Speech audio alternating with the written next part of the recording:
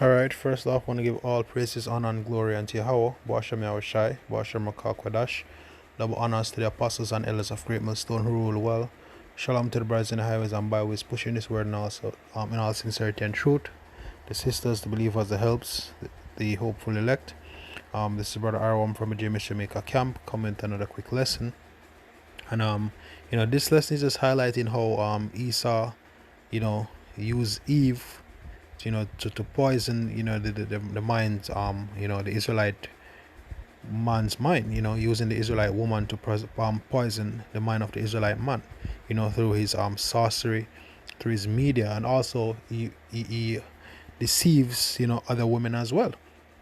Right now, this video that I'm about to play, it's a video with this lady trying to blame, the fact that the Israelite family is broken on the fact that Israelite men are having multiple wives, right?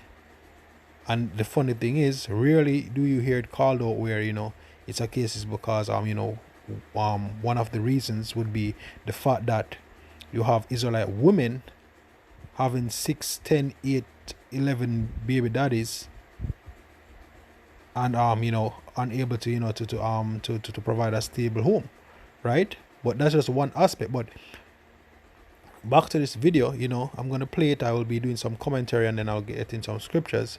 Look how deceptive she'll try to use statistics, Easter statistics to try to prop up her point, right? Let's watch. Also have 5 other men who have multiple children with different women. Nathaniel. So she goes out to highlight men that have multiple children with multiple women. In the scriptures, a man having more than one wife is lawful, and we'll definitely get some scriptures, but let's see. Stand up. How many children? 28. How many women? 16. Terrence. 4 children with 2 different women. Yeah. Ryan. Almost 5 children with 4. Almost 5. Yes, now talk to me about an almost 5. So you see that? He says almost 5. Hey, our job as Israelites is to what? Be fruitful and multiply. So why is it that almost 5? With that tone already showing that she's highlighting, hey, wait, bad situation right here. I have another baby due November 22nd. So 4 children. 4 children. How many mothers? 4 different women. 4 different women. Yes. And you got a baby on the way. Okay. And John? 6 baby mothers, 11 children. 11 children. And Jumani? I have 6 children with 4 different women. 4 different women. Yes, ma'am. Now here's what I want us to get. That these men collectively have 87 Yeah, look at this black woman. This black woman here. Look at Eve shaking her head. Oh my God, this is so bad. Shaking her head in disapproval. Right? What I want us to get. Yeah. That these men collectively have 87 children, that includes Jay, with 50 different women. That is 137. See that? Straight disapproval. So she's highlighting that this fact as if it's something so bad and barbaric. Oh my God, how could they do this? When it's just the natural order of things. That's just the natural order of things. People who are impacted by choices and decisions that you've made. No heat, no judgment. So she's saying that the kids and the baby mothers are affected because these men decided to have multiple wives. So they're messing up the women and the children's life. You see how deceptive Esau is when he's using Eve. But after the video finish, we're gonna see if the scriptures backs up this BS. I've got some stats for you. Children who come from fatherless homes. And I say fatherless because 6 men, 87 kids, even if you're there are pieces that are going to be missing. So there she goes. Fatherless homes. And she's saying that because the men will, even though he's in the lives of the children, then, well, you know what? Let me just pull it back a bit. 6 men, 87 kids. Even if you're there are pieces that are going to be missing. Would that be accurate? And I'm not saying you're not doing the best you can. I'm not saying that you don't want to be there. But at this point now, we have to look at the children's experience. Children from fatherless homes in this country. Lost as hell, yo. Agreeing. Like, yeah, you're right. This is what we get for listening to Eve, yo. 5 times more likely to commit suicide than children who have a father in the home. 32 times more likely to run away. 20 times more likely to have a behavioral disorder. 14 times more likely to become sexually aggressive or commit rape. 10 times more likely to engage in drug abuse. It just breaks my heart. No heat, no judgment.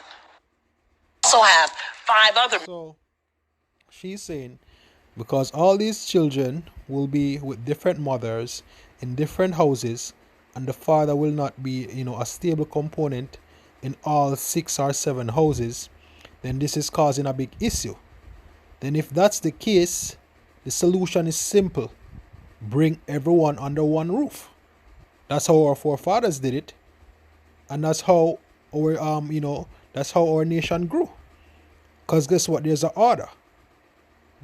As it says in 1 Corinthians, the head of every man is the Messiah, Yahweh Shai, and the head of the Messiah is the Most High Yahweh, and the head of the woman is the man.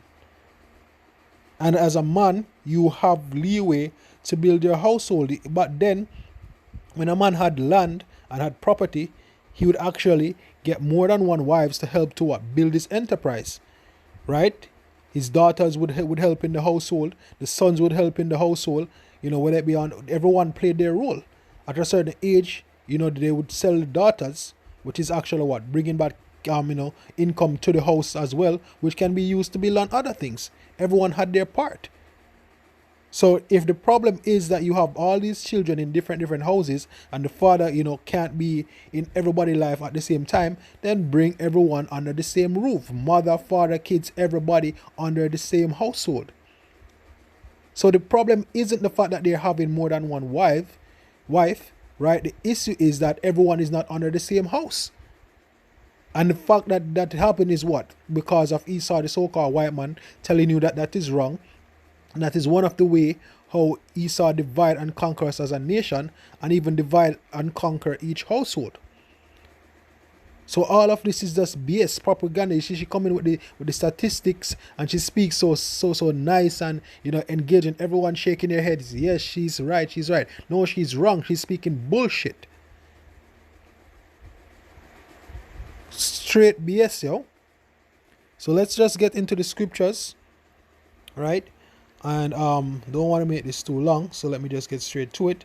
The first scripture I'm going to read is Exodus 21, and I'll start at verse 7. Now let me start. It says, and if a man sell his daughter to be a maidservant, she shall not go out as the men servants do, because the verses above this was in reference to if a man should buy a Hebrew servant, and then it explains that if it's a man, after 7 years, you let him go, you release him with cattle and with substance, and if it's a case that he wants to say, you actually pierce his ears with an awl at the door, and he will forever be your servant, right? And then verse 7 goes on to as it pertains to a woman.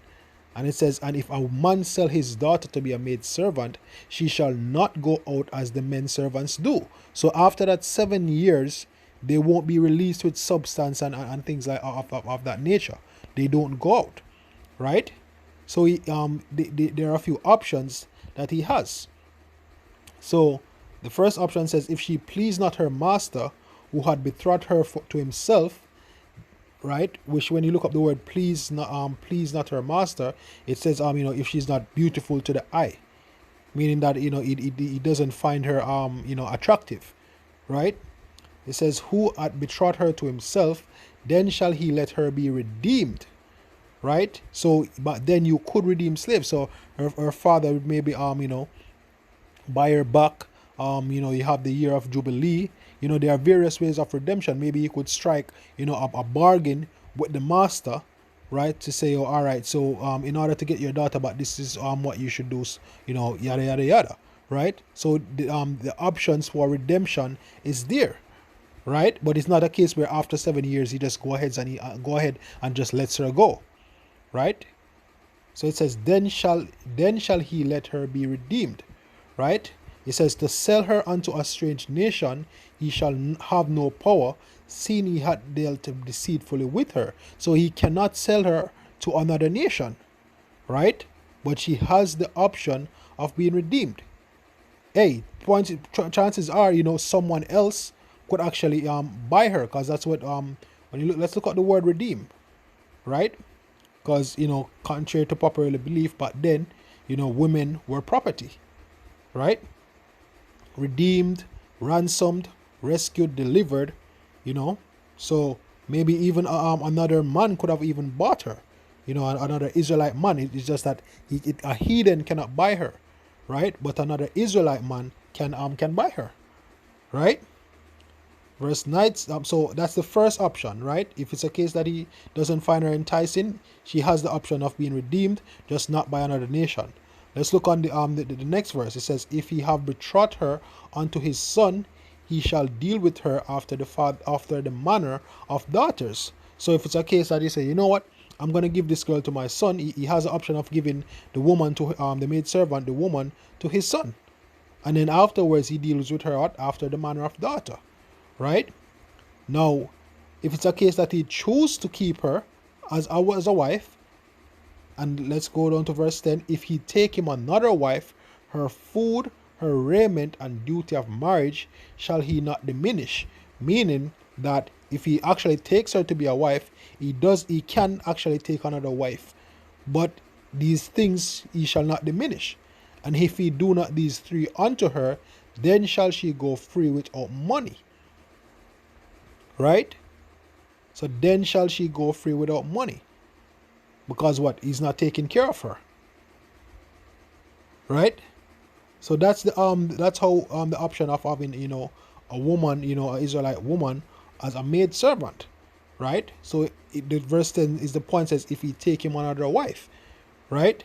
So nothing is wrong if it's a case that he has more than one wife. Right?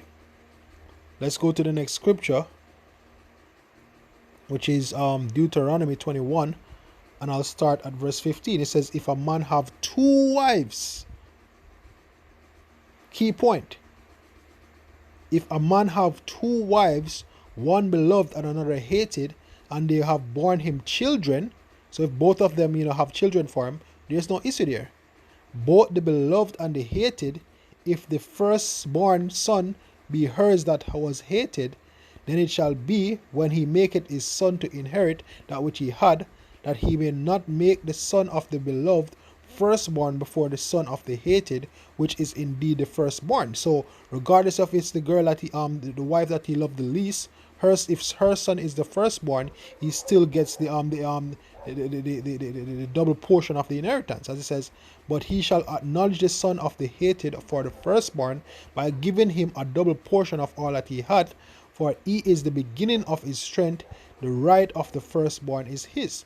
So it's not a case where none of the children does just the firstborn get everything, but they get a double portion, meaning they get most of the goods because they are carrying on that strength. However, the additional children, they will get of his substance. So it's a case where everybody will still be taken care of. Right? Even with Abraham gave his children gifts, right? But his children that he had outside of Isaac and Ishmael, right? But he gave them gifts, when he realized that his time was drawing nigh. But guess what? He cleaved unto who? Isaac, to who what the promise was given. Does it mean that his other children were impoverished? Does it mean that they weren't raised properly? Did it mean that they have a lot of they were quick to commit suicide, and they would have committed the men would have committed rape, right? And everybody was violent and all walked out of their mind? No, that was not the case, right? Let's add another precept, right? Let's use the children of Israel or the nation of Israel as a good example, right? Where am I? This is Genesis 35, and I'll start at verse 23. This is how the patriarch Jacob, whose name was changed to Israel, let's see how many women he had his 12 sons with. There were 4 in total, right? And let's see how that nation turned out, right? So it says the sons of Leah, right? So Leah was one of Jacob's wives, were Reuben. Well, the sons of Leah: Reuben, Jacob's firstborn; Simeon, Levi, Judah, Issachar, and Zebulun. So that's what? 1, 2, 3, 4, 5, 6 sons from one woman, right? The sons of Rachel: Joseph and Benjamin, right? So he had 2. So that's what? 8 children thus far, 2 women. Where you say now our righteous forefather was a bad man, right? Verse 25: and the sons of Bilhah, Rachel's handmaid, Dan and Naphtali, right? Because you had what? You had handmaids, right? Which would actually be servants unto the wives, and they could bear sons unto their masters, right? Unto their lady, even unto the children would still be considered in this case Leah's children, because it's her handmaid, and everything that comes from the handmaid would be what? Still hers, because she's a slave, right? Just like even in the law that I was reading earlier, if the man had if the master gave the man a wife, and he had children with her and whatever, he could go out free, but the wife and the children would stay to the master, because guess what? They were his property, right? So that's 8 sons. Well, 10, seeing that we just mentioned Dan and Naphtali. It says the sons of Zilpah, which is the 4th woman, Leah's handmaid, Gad and Asher. These are the sons of Jacob, which were born to him in Padanaram, right? So he had 12 sons by 4 women. Based on this video, are you saying that our righteous forefather Jacob was a wicked man? And if he was so wicked, why did the Lord punish him? Why did the Lord make it happen this way? Because what? It's not an issue. According to the scriptures, nothing is wrong with that. That's totally fine. And they all should be under one house. Therefore, everything will be properly ordered. And then you won't have those issues that you're trying to list out with your bullshit statistics. Right? Let me get the final precept. So let's see how the nation of Israel turned out. Right? This is all right. Exodus 1, I'll start at 1. It says, now these are the names of the children of Israel which came into Egypt. Every man and his household came with Jacob: Reuben, Simeon, Levi, and Judah; Issachar, Zebulun, Benjamin; Dan, Naphtali, Gad, and Asher. And all the souls that came out of the lines of Jacob were 70 souls, for Joseph was in Egypt already. So Joseph was already in Egypt, and of his 12 sons, they gave him offspring, and you could have bet that they had more than one wives as well, as our wives with handmaids as well, right? And the population at that time was 70 souls, and all of them came through him. All of them were under his household. All of them were under his governance, right? And it doesn't necessarily mean that they had one big tent that everybody was in. There were many tents, but the family structure was there, him being the head, and he had the final say so on everything. You know, you read the story of Genesis, you know, he told them that, all right, fine, Benjamin can go. Or he went and said, look here, we're all going to die if we don't go to Egypt and buy back food and bring back to us. They had servants. You know, they were taking care of each other as a family's unit. There were no issues. Or there were any of the issues that you were speaking of. Right? Yes, there was jealousy with Joseph and his 12 brothers, but at the end of the day, the structure, nothing is wrong with that form of structure as ordained by the Most High Yahweh Hashem Yahweh Shai. So what you're saying is total BS. Right? Now moving on, it says, and Joseph died, and his brethren and all that generation, and the children of Israel were fruitful and increased abundantly and multiplied and waxed exceeding mighty, and the land was filled with them.